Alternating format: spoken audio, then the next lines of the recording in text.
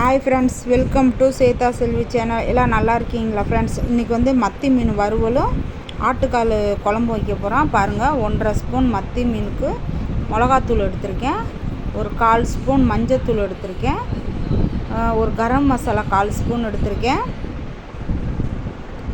தேவையான அளவு உப்பு போட்டுக்கிறேன். உங்களுக்கு எவ்வளோ மீன் எடுக்கிறீங்களோ அதுக்கு தகுந்த மாதிரி நீங்கள் உப்பு போட்டுக்கலாம். நான் 1 கிலோ மீனுக்கு உப்பு நான் எடுத்திருக்கேன். குழம்பு மிளகாத்தூள், அது லெமன் புழிஞ்சு விட்டுக்கலாம். நான் ஒரு லெமன் புழிஞ்சு விட்டுக்கிறேன். மீன் 1 கிலோனால நல்லா மசாலா பிரட்டிக்குவோம். பாருங்கள், நல்லா மசாலா நல்லா பிரட்டணும். அப்படி தண்ணி பற்றலைன்னா கொஞ்சம் தண்ணி போட்டு இது பண்ணலாம், பிரட்டலாம்.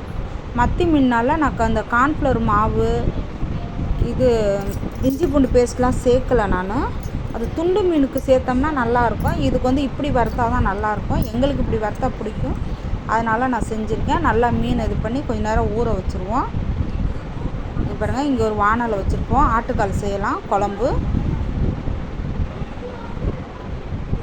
அதுக்கு தேவையான அளவு எண்ணெய் சேர்த்துக்கலாம். நான் 4 கால் எடுத்திருக்கேன். பட்டை, கிராம்பு, ஏலக்காய், அன்னாசிப்பூ, சோம்பு எல்லாம் சேர்த்து நம்ம நல்லா எண்ணெய் காஞ்சிருச்சு, அப்படியே நல்லா பொரிய விட்டுக்குவோம். நல்லா பொரிஞ்சதுக்கப்புறம் பாருங்கள், ஒரு பெரிய வெங்காயத்தை கட் பண்ணி வச்சுருக்கேன், அதை சேர்த்துக்கலாம் பொடிசாக. ஒரு கொத்து கருவேப்பிலை சேர்த்துக்கலாம். நல்லா சேர்த்து செவக்கிற அளவுக்கு வதக்கிக்குவோம். நல்லா வதக்கிக்கிட்டு நல்லாயிருக்கும் இந்த குழம்பு. இதுக்கு பாருங்கள், 4 நான் பச்சை மிளகாய் சேர்த்துக்கிறேன்.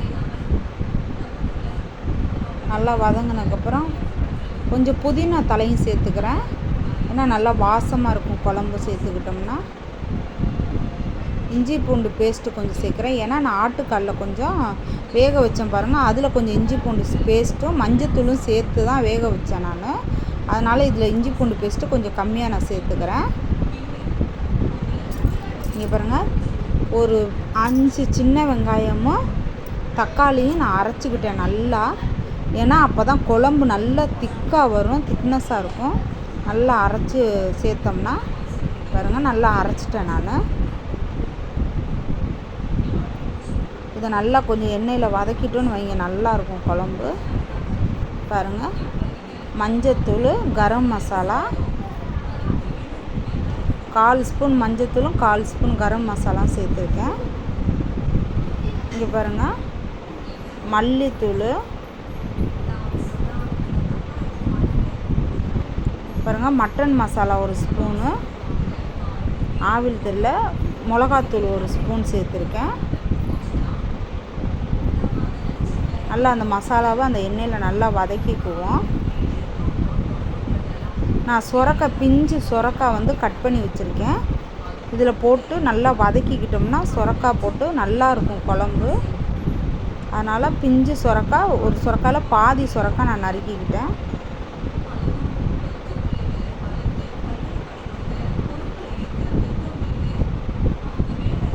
பாருங்கள், நல்லா கெட்டியாக வந்துடுச்சு குழம்பு.